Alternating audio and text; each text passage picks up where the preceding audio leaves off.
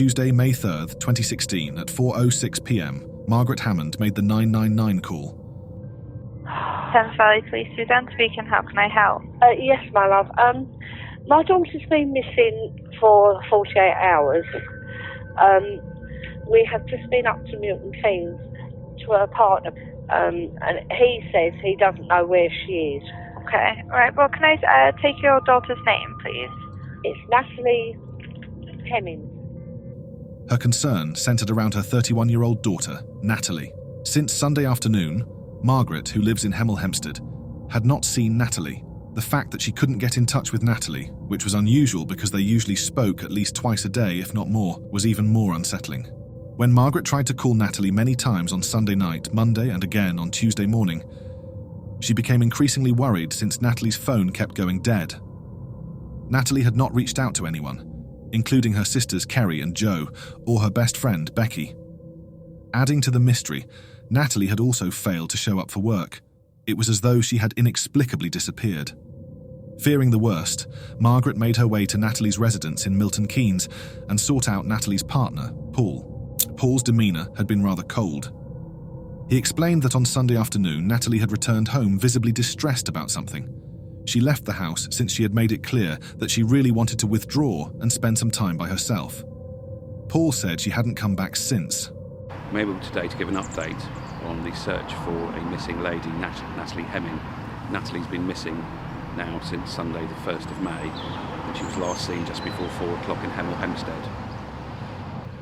We are still searching for Natalie, and it's important that we do everything we can for her family in order to find her and return her to them.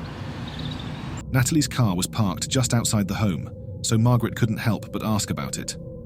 Paul's explanation was that the clutch had problems, making it impossible for her to bring the car. Margaret knows that Natalie's car was indeed an automatic, grew increasingly suspicious of Paul's explanation. Because of this understanding, she decided to call the police and report the disappearance of her daughter.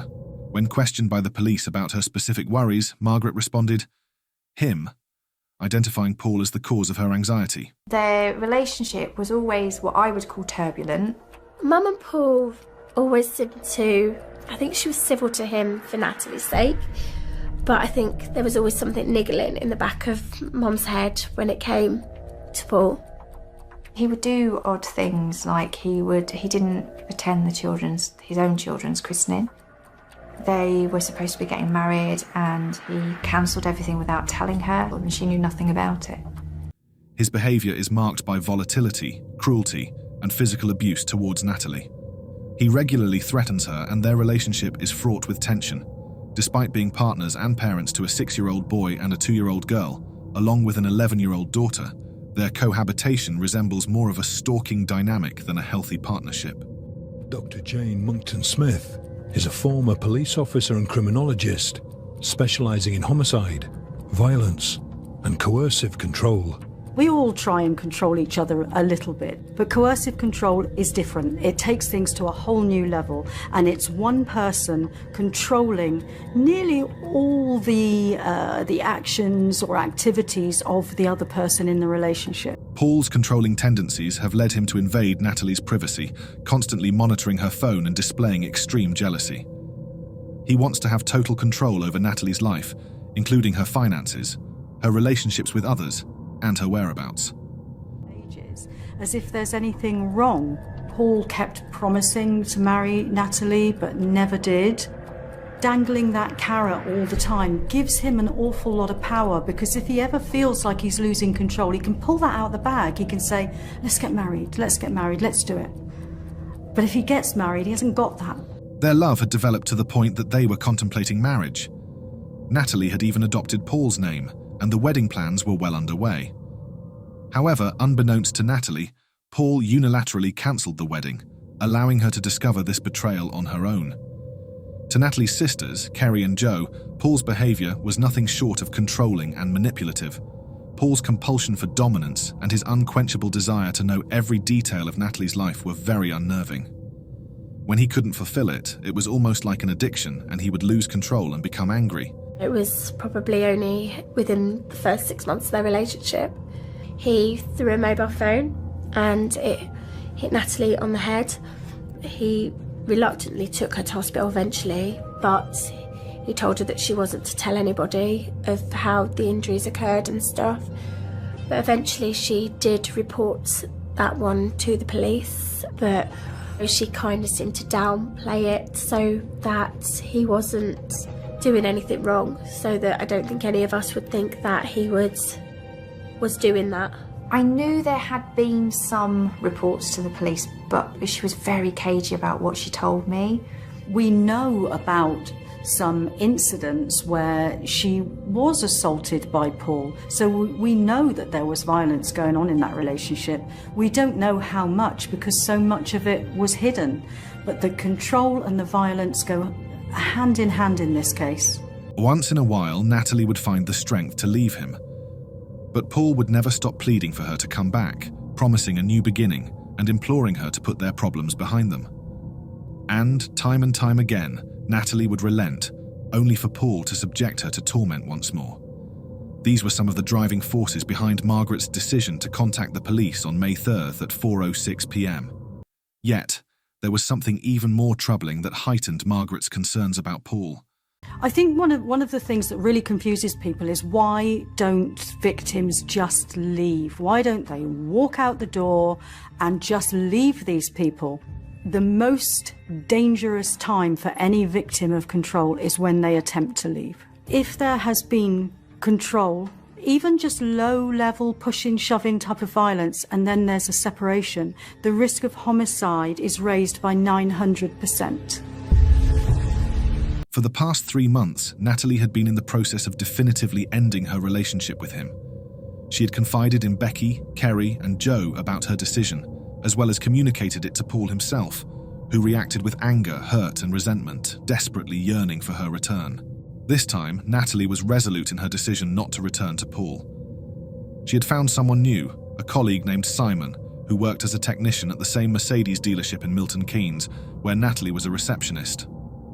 Their relationship had taken a significant step when, on Saturday, April 30th, they went on their first date. Natalie entrusted her children to Margaret's care for the day, and Simon picked her up. They enjoyed a meal at Jamie's Italian in St Albans, followed by a spending the night at St Michael's Manor Hotel. Paul's suspicions about Natalie's whereabouts on Saturday night had grown, prompting him to visit Margaret's house. He engaged in a conversation with Margaret, only to discover that Natalie was not at her mother's residence, though her car remained parked there. Paul became increasingly agitated and eventually left. The following day, Natalie returned to her mother's house, having spent a wonderful night with Simon. She shared her excitement with her friend Becky, informing her that she and Simon had been intimate 3 times. She also sent Simon a heartfelt WhatsApp message, expressing that it had been the most incredible night she had ever experienced, and conveying her mother's gratitude for getting her home safely. With her children in tow, she got into her car and headed home. However, after this point, Natalie mysteriously vanished. I got a phone call from my mum on the Tuesday. She said, I can't get hold of Natalie. And I said, well, she's at work, Mum. You know, she'll ring you when she finishes. And she went, no, you don't understand. I haven't been able to get hold of her for 2 days. At which point my stomach did a somersault and I was like, what do you mean? Because Natalie always had a phone on her. And if she couldn't answer it straight away, she'd ping you a quick text saying, ring you tonight or what, but she would always respond. Natalie's mum, Margaret, is growing increasingly concerned. My cousin Simon, who'd pop round to see my mum, he goes, we'll just go over and just see. We'll go to the house. We'll just go check. It'll be fine. So they get over to the house and my sister's car was on the driveway. His car was there. And they were knocking on the door. They could see him in the house, but he wouldn't answer the door initially. He kind of opened the door a little bit and wouldn't let them in. And Simon just kind of pushed his way in and said, I need the toilet kind of thing, and had a quick scout around. He sort of fed my mum his story that Natalie had gone away for a few days with friends. And my mum sort of said, well, what, without her car? Even if she hadn't told my mum or Kerry or me, she would have told somebody where she was going, and she would have asked somebody to keep an eye on the children. That was the thing for me. She just wouldn't have gone away without telling anybody and just left the children. It just would never have happened. Every fibre in my body was just telling me something was so wrong with the situation. I just said, Mum, you need to ring the police. As Tuesday evening arrives, Natalie has been missing for over 50 hours, and the police decide to interview Paul Hemming at his home. In the footage captured by the interviewing officer's body camera, Paul, a somewhat small and slender man, is seen sitting on a sofa in a dressing gown. His demeanour appears evasive and somewhat ingratiating. The police proceed to thoroughly search the house, documenting their inspection of various areas, including the cupboard under the stairs, the sitting room, the bathroom, and the children's playroom. The house itself is situated in a 4-bedroom residence within a new estate in Milton Keynes. Despite their efforts, there is no trace of Natalie to be found anywhere. She has simply vanished. The call was quite poignant in terms of the call to the control room, and one of the questions that was asked of Natalie's mother was why are you so concerned, and is there anybody in particular you're concerned about? And she was very much of the opinion that it had something to do with Paul. So from quite early on, there was concerns about his involvement in the disappearance of Natalie. One of the inquiries would be to ask family members when they last saw Natalie, where had they been, and what we did know is from Margaret Hammond is Natalie left around mid-afternoon on the 1st of May. Paul Hemming said she arrived home in the afternoon around 4 o'clock. He then said she left the house later that night. Hemming is apprehended and transported to the Milton Keynes police station. Following the cautionary statement, he asks, "Have you found Natalie then?" The observer, who is closely monitoring these events, notes Hemming's facial expressions, the way he holds his head and the movements of his eyes. The police officers conducting the interrogation convey a sense of gravity in their demeanour and questioning. The observer reflects on the unprecedented nature of the situation, recognising that this is what a man looks like when confronted by the police under such circumstances. 10. It's automatic number plate recognition. Now, you've told us that you did not leave your house Sunday night into Monday. Correct. Yet your car does leave the house. What was your car doing out at that time?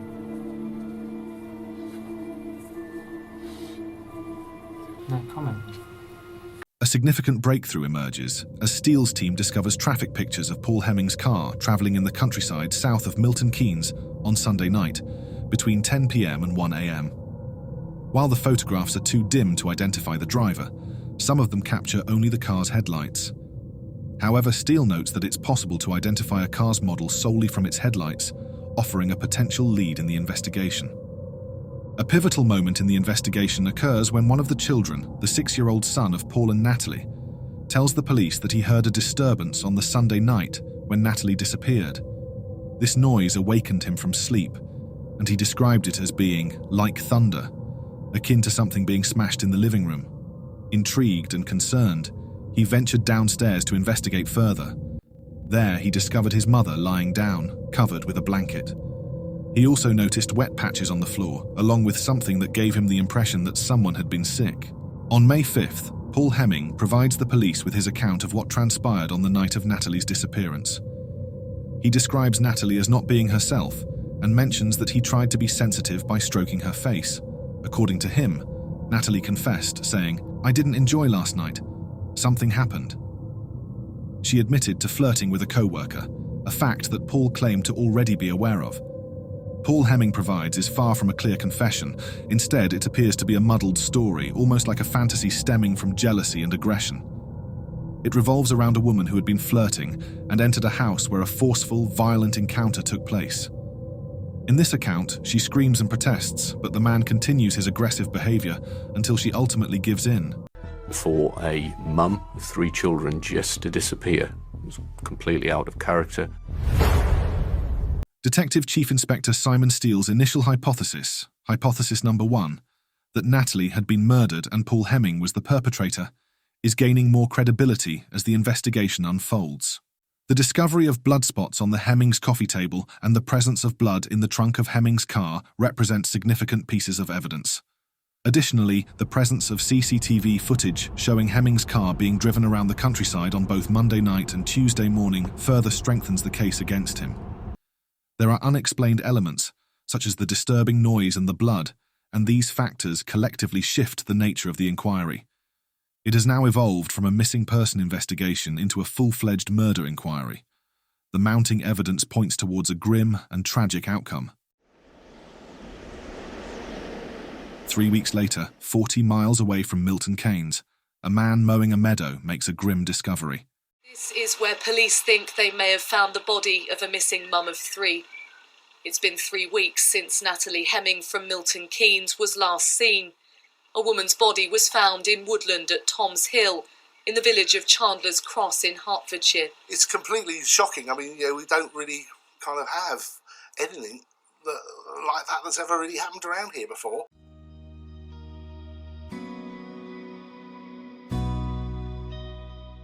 On the first day of his trial, Paul Hemming made a significant change to his plea.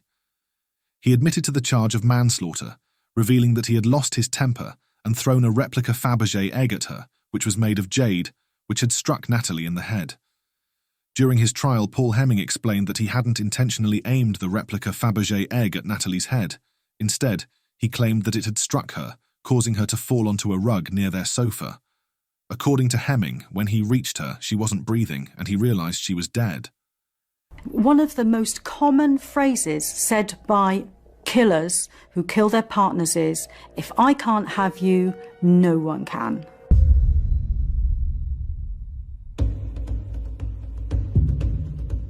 Went to trial at Luton Crown Court. On the day of his trial, he pleaded guilty to killing Natalie, but he claimed it was manslaughter. In a desperate attempt to cover up the situation, Hemming described his actions to the jury. He decided to leave their children asleep in their beds upstairs while he drove to a nearby wood. There, he concealed Natalie's body in the undergrowth, removed her clothing, and proceeded to burn it, all in an effort to eliminate any potential forensic links to him. He claimed he threw a Fabergé egg at Natalie, not intending to cause her serious harm, and disposed of her body in a panic. We rejected that plea offer, continued with the murder trial. Hemming's account offered insight into the events that transpired following Natalie's tragic death and his subsequent efforts to conceal the evidence. During the trial, the court is shown specifically designed imagery. One of the things we did use was some 3D sort of digital fly-throughs, so we can take the jury back to the home address. We can physically represent what the house looks like, and we can do a virtual tour of the house, and we can show where witnesses were. So we used that to good effect in the trial. One of the specialists that we had as part of the forensic strategy was an entomologist, who obviously can date and timeline larvae and flies. And when we got the report back, the findings were incredible in terms of the timeline, because they were able to say that the incubation period of those particular flies and maggots was about 90 to 21 days, which was exactly the amount of time that Natalie had been there. Our case was that Paul had murdered Natalie on the Sunday night, and then 3 weeks later her body is found, which would be absolutely in keeping with the report from the entomologist. When Natalie's body was discovered, it exhibited signs of severe trauma, including a fractured skull and a broken bone in her forearm. Her injuries suggested she had attempted to shield herself from the blows she had endured. At the outset of the trial, Paul Hemming admitted guilt to charges of preventing the lawful and decent burial of a deceased body and obstructing a coroner in the execution of his duty by concealing Natalie's body in the woods. Paul Hemming was found guilty at Luton Crown Court, unanimously by the jury, of murder and burial offences, and he was sentenced to life imprisonment with a minimum term of 20 years.